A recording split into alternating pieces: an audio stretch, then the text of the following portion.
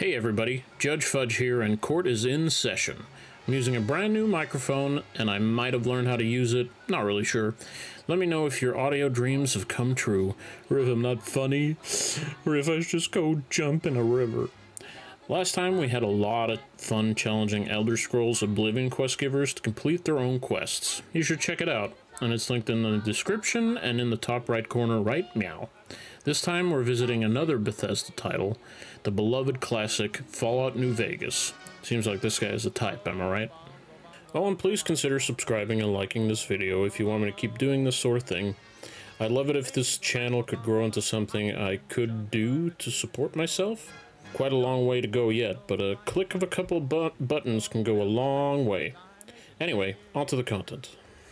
As a guidepost for this entire video, I'll be following a lean route that I would do in one of my playthroughs. Emphasis on lean. New Vegas is a huge game with almost countless branching paths and factions to destroy, ignore, or recruit. I'll pick the ending I prefer and recruit or ignore the factions that matches more or less what I would do. That being said, there are so very many quests to do in this game, and I'd love to do them all, and maybe I will, just not all in one video. Show this video and channel as much love as you can, and you know I'll come back for more.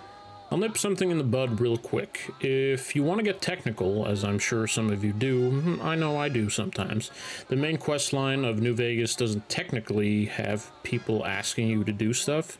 Instead, you're following clues that lead you to the strip, at which point you're able to pick a faction whose quest givers do ask you to do things.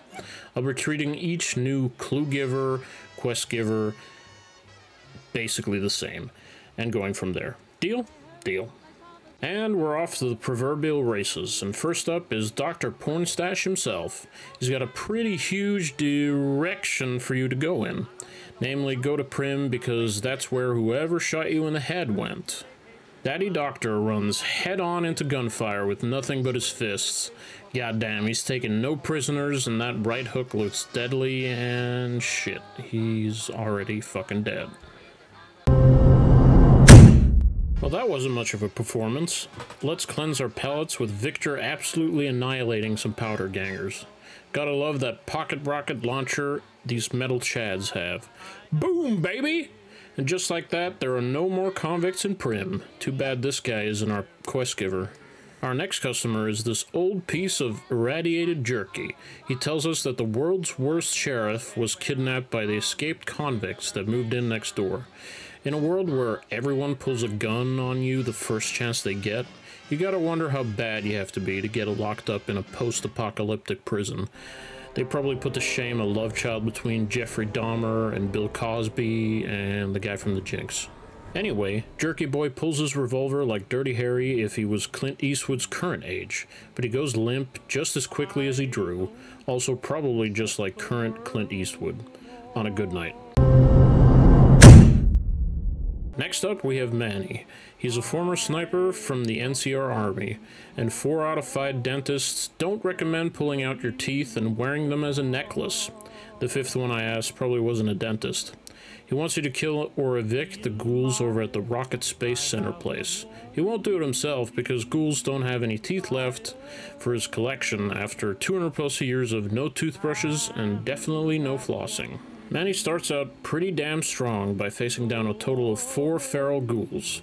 He blasts them to bits one by one with his hunting rifle. Goddamn, I think this guy might have a chance because that was a pretty clean fight. He then has to face the dreaded Nightkin. Super mutants, but they're invisible? Quite the challenge, but as it turns out, he just ends up looking like a crazy person firing off into nowhere. Not the greatest footage. I swear they were there. Big muscular blueberries with sledgehammers. He clears out most of them, I think, and faces off against Davison. We can see this guy, and damn, he's fast. I can't even keep up with their high-speed chase. Davison falls to 2 bars remaining, but Manny goes down to the swings of his concrete club, and Mr. Blueberry returns to the shadows like a mutated Batman. Manny gets another chance since he points us towards the great cons in Boulder City as well. He's going to be facing off against a whole bunch of criminal scum in what generally amounts to an epic firefight. but he's a sniper, so if he takes his time and sticks to long-range combat, he'll be able to pull it off. And nope, it looks like he just casually strolls into close range and gets blown to bits in a matter of seconds. Doesn't this AI make you wish a more intelligent and handsome entity could take the reins? I bet that would make for some good content. Retarded AI aside, next up we have Jessup here with his haircut, which was questionable even at its most popular some 300 years ago in this universe. What does he use in place of hair gel in this day and age? Deathclaw Jizz is a strong contender.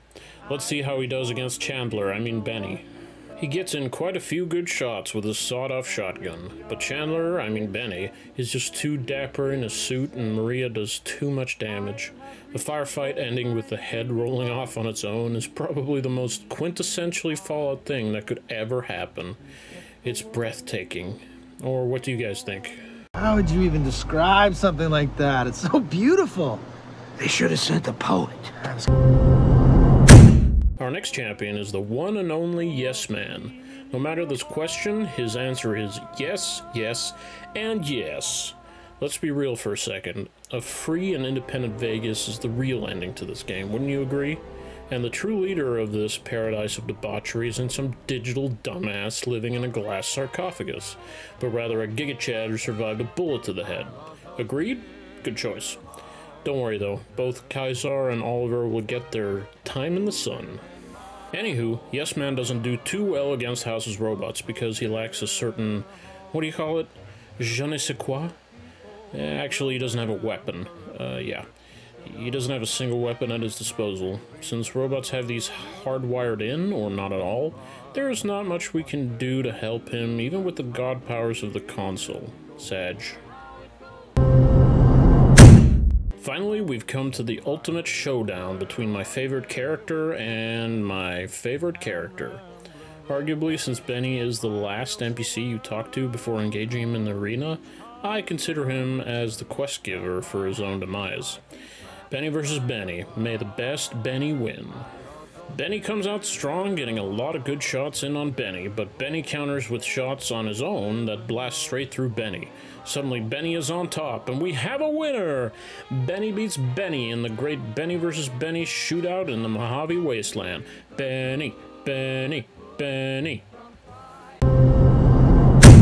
So, Billy Idol became king of the Roman Empire cosplaying nerds who favor melee weapons. Imagine Roman foot soldiers going up against modern soldiers with machine guns.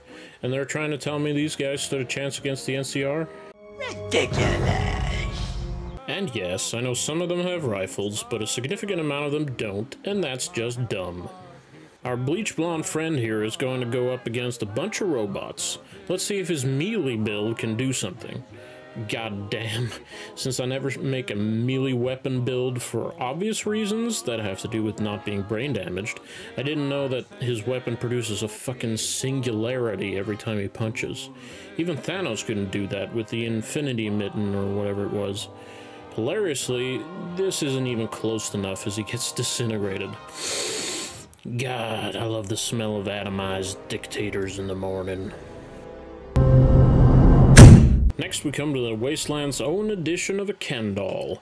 His lack of wrinkles heavily implies that he dyes his hair white to fit the Elder title, but his orange glow suggests either an addiction to tanning beds, heavy use of foundation, or natural tanning from the minigun perch of a vertibird hovering over the nuclear afterglow of a 15 megaton bomb. Caution epileptics, because this guy has a fucking camera with a floodlight for a flash strapped to his hands. Seizure-inducing lights aside, he absolutely dumpsters the failed science experiments in the crater surrounding the First Brotherhood patrol. It is refreshing to see an NPC actually succeed at something in this game. It's pretty rare. Hopefully our Ken doll can keep it going. Next, he's gonna go kill some robots at the Robco offices that's filled with fascist robots. And, oh, he's already fucking dead. This sentry bot does not fuck around. I'm not even gonna pretend that he has a chance to pick up the next holotape because it's in boomer territory. Let's just watch him get blown up a bunch of times. Atom bomb, baby, atom bomb. I want her in my wigwam. She's just just the way I want it to be, a million times hotter than TNT. Pliada, pliada, pliada. Gotta love some hardcore carnage set to a real 1950s banger. I'm all shook up. Anyway, Mr. Horny for Technology has to go find some patrols and get some top secret spy reports or something. Unlucky for our post-apocalyptic Ken doll, a high-level patrol of Legion assassins spawn on the way to the first scout, and he gets summarily obliterated in a matter of seconds. The underage elder wants us to get some zip-zorps to repair the Blimbus machine that lets everyone breathe oxygen or whatever in the bunker, so he gets a few more chances to make a complete ass of himself. Let's do it. In this vault, he has to go up against some stand-up citizens of the wasteland with a bit of a weakness for radioactive meth and murdering.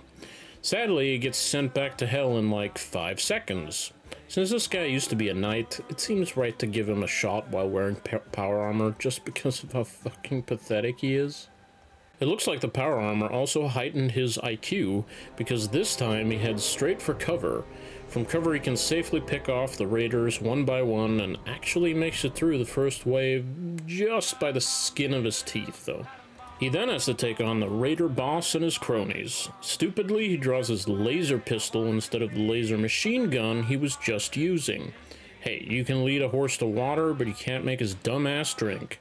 The raiders tear him apart with chainsaws, which is a weapon that completely ignores damage resistance from armor. So he could be wearing triple layers of power armor, and it wouldn't make a difference. Next we have the easiest vault of the three, because it is only filled with rats and bugs, low-level critters with no weapons. How could he fuck it up? He takes care of the first few bugs and rats quite easily, and then starts moving from room to room, pretty methodically clearing them. This looks pretty promising. Oh wait, he's already fucking dead. Never mind, this guy sucks. Lastly, we have one of my favorite vaults, namely the one with the creepy green dudes that hide in flowers and scare the fuck out of you. One of the freakiest enemies just because of how well they hide in those mutated flower beds. Anyway, this guy is allergic to using the same weapon twice, and so he tries to zap the flowers with his taser glove, which seems to go quite well against the first few frogmen, but surprise surprise, he gets fucking owned by some acid-spitting flowers. Thank fuck we're done with this asshole already. By my count, that is 0 completed quests, aside from the one that I rigged where Benny had to fight himself, and Benny could be the only victor. Is there no one worthy in this entire game? Maybe this burly green Chad with a killer smile can do it. Nah, I'm getting my hopes up again. It just hurts too damn much. Oh, and if anyone's wondering why I'm including this quest, it's because there's a Brotherhood of Steel quest that involves the Black Mountain that requires you to go all the way up to the antenna, and I'll be fucking fucked if I have to sit through another failed quest from the Brotherhood of Steel Ken doll. Right off the bat, he has to deal with some super mutants with an incinerator, which is basically a fireball machine gun spewing bolts of lava. Holy shit, our hero tanks those fireballs straight to the face, just keeps on swinging like Muhammad Ali with a sledgehammer. God damn, did you see that? He just took a full-on Indiana Jones boulder to the dome and just walked away like it was nothing. He then takes on more big boy mutants while hell literally rains down upon him from on high. He takes them out one by one, swinging his glorious battle hammer while the sweat glistens on his giant green muscles.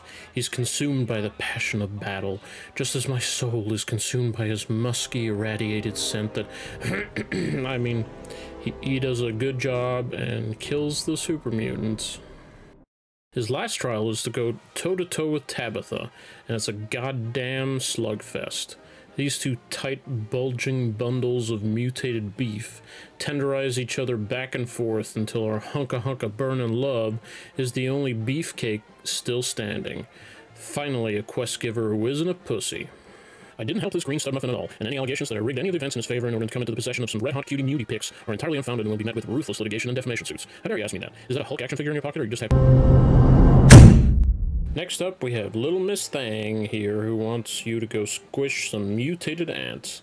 These guys figured out how to restore howitzer artillery cannons, but they don't have a rag to polish that stanky-ass combat armor. Gladly, none of us can smell her through the screen. Regardless of her extremely likely BO problems, she pulls out her sledgehammer and goes after these motherfucking ants like it's Super Smash Bros. Melee. Get 'em, girls. Squish those oversized picnic terrorists. Oh, she died. What a shocker. They don't call them boomers for nothing. This dude wasn't born long after the whole world went boom. Also, the leader lady is old as shit. Krustyface here wants us to fish up a plane so old it actually crashed in 1948, according to the official Fallout timeline. For context of how old this rusty piece of shit really is, New Vegas takes place in the year 2281, some 333 years later, a third of a millennium, people. In true boomer fashion, Loyal pulls out his sledgehammer. It too might be from 1948, there is no way to know for sure. Anyway, he's up against two Mirelurk kings and puts up an admirable fight, swinging those creaky old joints of his like it's the 1970s in Burt Reynolds' old Shag Shack. Shockingly, it isn't enough. One of my favorite parts of this game is the Remnants questline. They're not technically a faction in New Vegas, but their appearance in the final battle is honestly the second coolest one, second only to the Boomer bomber plane. Due to the lack of competent quest givers, I mean an absolute pathetic performance overall, I decided to see if these power armor wearing grandpas could get something done. I did find the battle between Judah and Orion was pretty damn epic. We deserve something sweet after this broccoli sandwich of failed quest givers. Let's have a look. Right off the bat, we see Orion, aka the bad guy, has a Gatling laser, while Judah only has a 10mm pistol. The Gatling laser is a far more advanced weapon than the pistol, so it looks grim for our quest giver Judah. However, it seems Judah is more than holding his own, taking several streams of lasers to the face. As the battle goes on, it seems that Orion gets staggered more and more frequently, which allows Judah to keep a steady stream of fire. I'm not sure why this happens, and it's extra surprising considering the Gatling laser has a DPS of 300, while the 10mm pistol only has a DPS of 60. Amazingly, Judah wins and emerges as our Grandpa Giga Chad. The last quest in the main story of the game is, of course, the Battle of Hoover Dam. The wild card ending, which is the one I follow this far, has Yes Man as its quest giver. I'll be skipping him since we already established that he doesn't have any weapons. Mr. House is also out because he only exists in the game as a vegetable cyborg. That leaves General Oliver and Kaiser. Let's start with Oliver. To give him the best possible chance, I add the NCR Ranger armor to him. Along with his two troopers, he makes quick work of two Great Khan scrubs. Sadly, I think the presence of the Great Khans gave the looming Centurions an advantage, since Oliver and his troops turn to face them next. One Centurion falls, but both the NCR troopers go down, leaving Oliver alone. He then falls to the combined fire of the two remaining Centurions. To mix things up, I let Kaiser take on the two NCR troopers in power armor. I could have started him at the beginning, but as a finale, I want to see something different. He actually slaps in this fight with his singularity-producing boxing gloves. Sadly, he does end up getting stuck on a chair and switches to his rifle, which spells his doom. I gave the Legion a lot of shit for being melee-focused, but in this case, melee was likely a huge advantage because of how strong Kaiser's unique power fists are compared to a standard ranged weapon. And that does it for our New Vegas quest givers. Compared to the Elder Scrolls franchise, Fallout struggles a whole hell of a lot.